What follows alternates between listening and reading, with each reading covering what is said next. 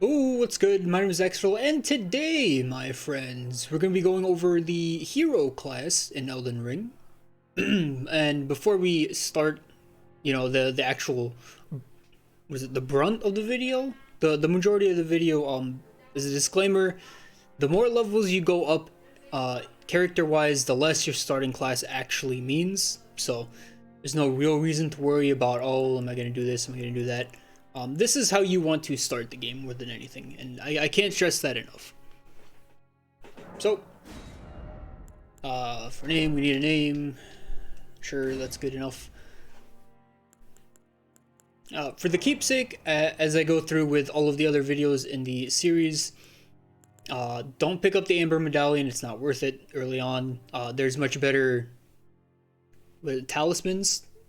That's what it's considered as. There's much better talismans early on than this one. This one's definitely not worth picking up. Lands Between Rune is okay. However, you can just farm souls, so it doesn't really matter. Golden Seed is by far the best one. You get a straight up extra charge to your healing abilities. Don't ever pick up a Stone Sword Key. There's no reason to have it. You get plenty of them early game before you even leave the first area, so don't worry about it. If I had to recommend one, just get the Golden Key. Golden Seed, excuse me.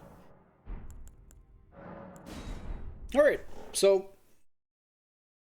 as you know now, there is, well, if you've seen the other two videos that I did on the Vagabond and the Mercenary, not the Mercenary, the what is it called? The Warrior. Jeez, okay.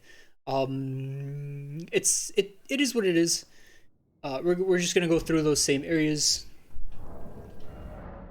For equipment, he has 4 equipment.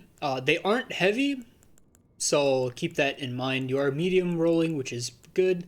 Starts with a leather shield, which can parry. It does not have full physical damage absorption, so keep that in mind. And then he starts with the battle axe, and the battle axe is pretty good. So this character has a lot of strength. He has 16 strength, which is his highest stat, which is quite a bit. He has 11 arcane, which I don't understand why, but that doesn't really matter.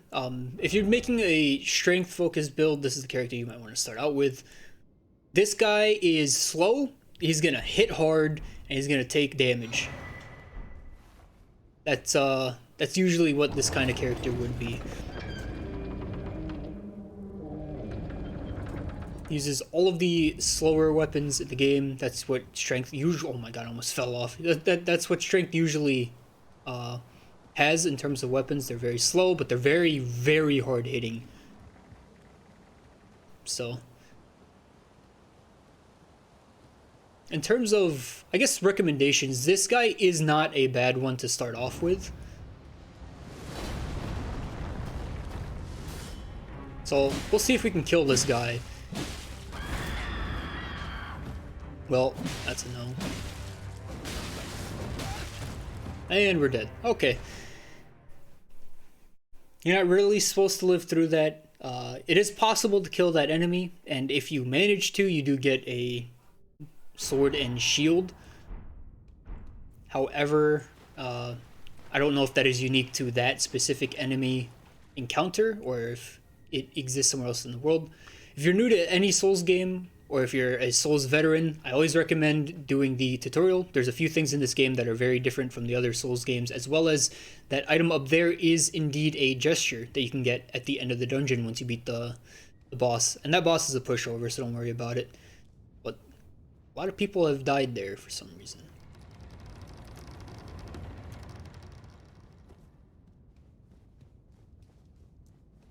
Alright, and here we are at the first grace. Those 2 goblins things over here. This is where you would use the Stone Sword Key. And there are some very good things at the end. You get another heal, you get a talisman. Not a talisman, you get a casting ability thing. You get a few other stuff and another Stone Sword Key for your troubles.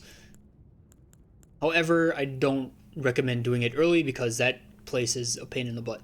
So if you did pick up the Golden Seed, this is what you can do with it. You can go to Flasks, and then you can add charge to Flask, and bam. Now instead of having 3 heals and 1 mana heal, you now have 4 heals and 1 mana heal.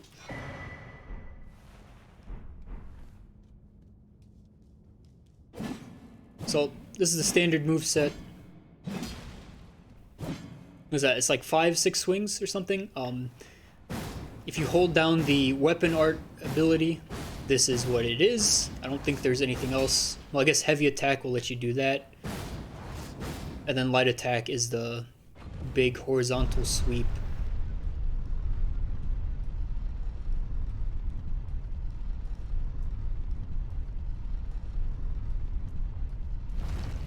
Alrighty. Moving on, this is now the overworld. There's a boss in this area. You can see him over there in the distance by the church. I don't recommend fighting him right away, but it is not the end of the world if you do. He's also a very good boss to learn the game and try and force yourself to learn the game, but he will kill you very easily.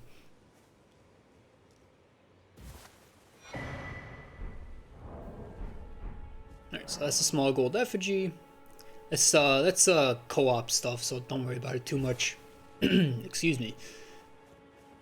Alright, so you got that big boy over there. Just completely ignore him, especially for this video's purpose. There's no point in fighting him. We don't plan to. It's gonna take me an hour to kill him at this low level anyway, so just move on. Head to the church. There's another grace here, as well as the ability to upgrade your weapons. However, you can only upgrade your weapons to +3 from this area. So that's Santa Claus chilling over there. Make sure you talk to him and make sure you buy some stuff. There's some very good things you can get from there. Telescope, which is very handy in this game. There's a crafting kit, which is a big mechanic in the game itself. New to this game and unique only to this game. It might be in Sekiro, I'm not 100% sure. But anyway, okay. So the next area we're going to has a lot of enemies, as well as very important things. 3 important things, I should say. 3 hits to kill that guy, which is, it's okay. So if we go to our map, as you can see, we don't have a map. So if we go to this area right here, this is where a map would be located. You also get your horse there. You also get the ability to level up there. And you also get the ability to switch out certain, what are they, runes? No, Ashes of War. So we don't exactly one-shot backstab them, which is unfortunate, but that's fine. This weapon has a D in strength and a D in dexterity scaling, which is, it's whatever at the end of the day. Again, it doesn't really matter. The battle axe, if you do plan on using it, it is a simple weapon, but it is very effective. If you do plan on using it, usually it's going to end up going into either like pure strength or quality build, which is like 40 strength, 40 dex. So ignore this whole place as of right now. There's no point in doing it. You can go over here, get the grace, get your horse, get the level up. And then from here, this area becomes a lot easier. Alright, make sure you sit down, otherwise you won't get anything. So I'm going to stop and skip as many of the dialogue as I can. Make sure you accept. That's all I can say. If you refuse, then I don't know what's going to happen, but it doesn't sound like it's going to make your game easier if you refuse her offer. Alright, so now we have the ability to level up as well as the ability to ride our horse. So instead of equipping your horse down here, which I don't recommend doing, instead you should go over here to your pouch and then equip him on here. And then from here you can hold your interact button and then you can press whatever the button is for that area. And yes, he can double jump, so fun. Okay, so from here there are 2 more things that are worth getting, as well as 2 weapons in this area. It is unfortunate that we don't one-shot backstab. Oh, crap. That we don't one-shot backstab them. So here you get a great sword, your first one. It acts like a claymore. The sword itself swings, like, the delay is very slow. But you can't go wrong with it. The damage is good. So this guy that's walking around, he has a horn on his hip. I recommend killing this guy before he has a chance to react. And he's obviously blind, or he's not wearing his glasses. So kill him. If you kill him first, the rest of this area is easy. If you let him do his thing, he will alert the entire camp, and you will cry. So now that we got the map, it's at these pillars. All of the maps I have found have always looked... Oh, jeez. That scared me. So all of the maps that I have found have been at a pillar that looks like this. So keep that in mind. I'm going to one-hand it to see if it's the same amount of hits. It is the same amount of hits, for this guy at least. So you don't need to two-hand it, it doesn't change too much. But you can indeed try and parry people now, because two-handing is not necessary. Again, when you're starting out, as you level up, you know, your starting class doesn't mean much. So you got that guy, then there's a guy in the bush. I messed that up. And then we backstab him somehow. Through sheer magic and teleportation, you backstab him. And we got his helmet. Some ruin fragments. The important items, by the way, have a purple tinge to them or a golden tinge to them. All of the white tier items, they are somewhat important. Some of them are, because they have... You kind of missed it. Because the weapons and shields and stuff that I've seen, some of them are white. Oh, we can't parry that. Oh, what the heck? Oh! Okay, well, I'm gonna stop messing around with that. If you do two-hand it, by the way, you won't have to deal with their shields. Your weapon bouncing off of the shields.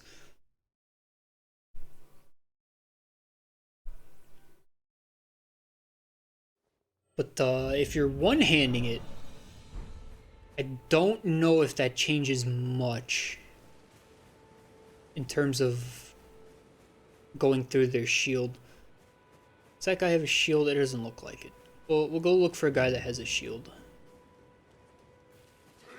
What's up, nerds? Man is deaf.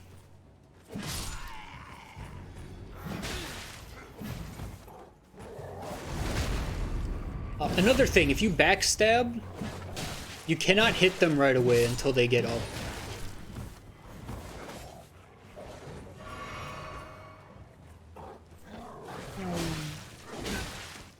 Stop it. Ooh. Okay, so it is two-handing because you would one-shot the dogs.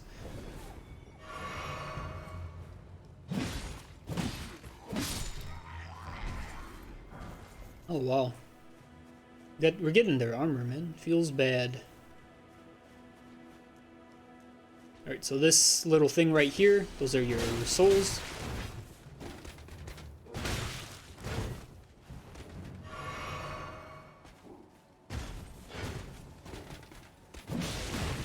Oh, this guy's got some hyper armor. Uh-oh. Uh-oh. He's gonna kill me again.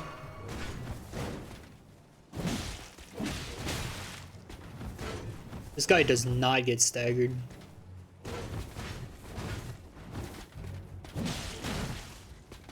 Oh, we're gonna die again, man. Come on, I rolled that.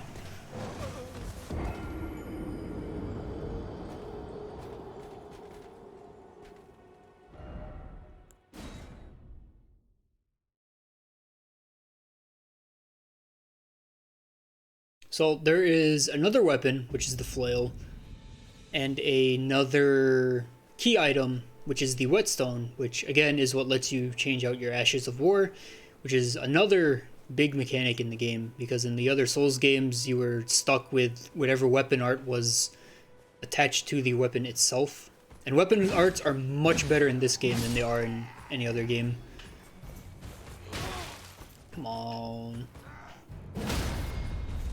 Oh, we staggered him. Alright. So our charged heavy attacks are pretty good. I don't recommend doing them all the time because you will get hit out of them more often than not. And from here, you can just stealth around, honestly. Don't forget to pick your things up.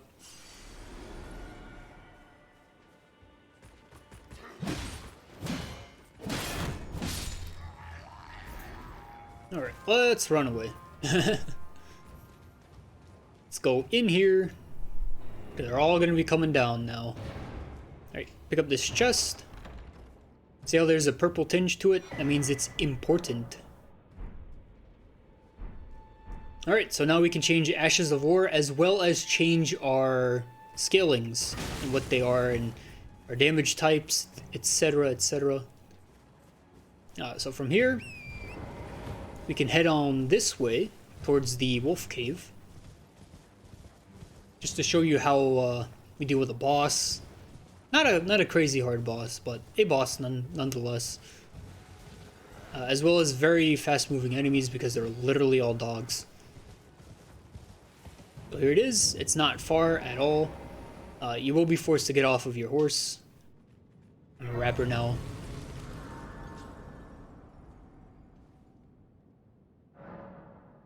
Alright, so this area is dark. Make sure you pick these up. Or not pick them up, but just activate them so you don't have to come back and activate them later.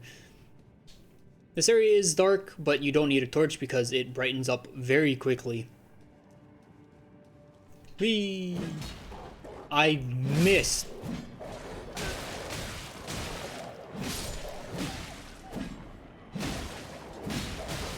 Uh-oh.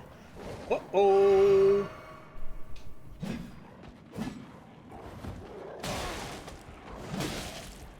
As you can see, they really hurt.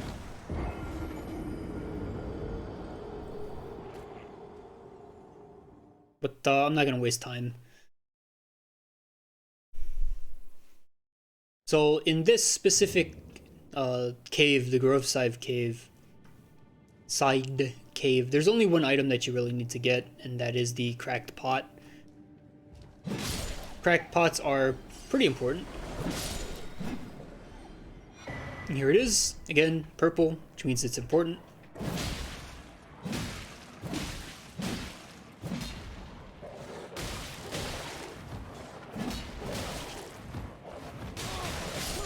Holy crap, man.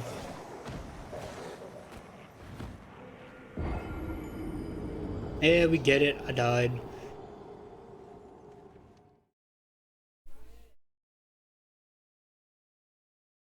You can block,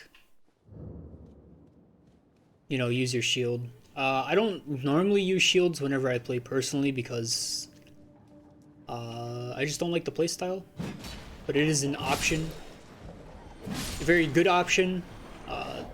This guy does not, holy crap. Where are my souls at? Alright, don't lose your runes. Those are very important. Even more so in this game than in any of the other games. Because a lot of enemies out in the overworld, they don't drop many runes to begin with, so.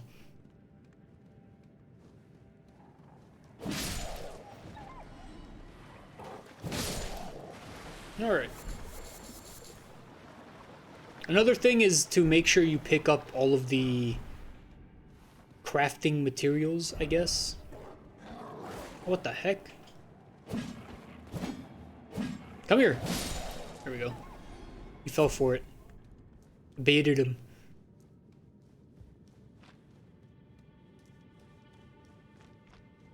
Yeah, make sure you pick up as many crafting materials as you can because I think you can hold an infinite amount more or less.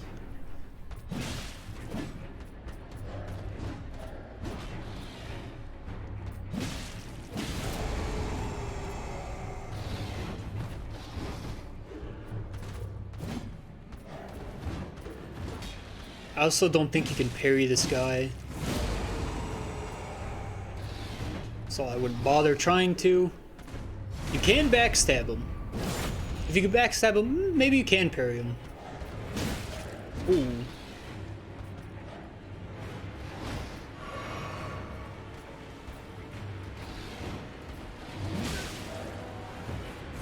So I guess a thing I should say about this game is enemies are very aggressive, or at least the bosses are, in terms of we can just backstab cheese them all day, I guess. They're very aggressive in terms of like range. If you're far away from them, they either have counters to range attacks, or they'll like sprint at you real fast and do an attack there. So what we got there is indeed a talisman. It isn't better than the Crimson Brooch. Is that what it's called? The one that you can pick up from your keepsake or whatever it is when you're building your class. But what it does is that it gives you fire damage negation. Not necessarily negation, more like protection. You just take less fire damage from attacks, but not a lot of enemies have fire-based attacks that I've seen so far in this area. There's only one that I can think of that actually would use it, and I'm not going to spoil that one for you because that's a very cool fight. So, and on that note, this has been the hero class of Elden Ring. In terms of ease, I think he's pretty good. If you can hit the dogs and you're two-handing, it one-shots them, which is very nice for clearing out those enemies because they're very fast, and as you can see, they're very deadly. In terms of difficulty, I think what he starts out with is pretty good. He starts out with all four things here. He starts out with a shield that can parry. I also recommend getting good at parrying as soon as you can. That is a skill in the game that will save you and make some boss fights very easy. At least in Dark Souls 3, there's a few boss fights that were considered ridiculously hard, and then everybody got good at parrying them, and you can go flawless on them without any trouble at all. So this character is indeed geared towards strength, very melee, just single hit him as hard as you can, that kind of good stuff. So yeah, and on that note, my name has been Axotol. This has been the hero class for Elden Ring. Make sure you get some water, and I'll be here when you tune in next time. Now go to sleep.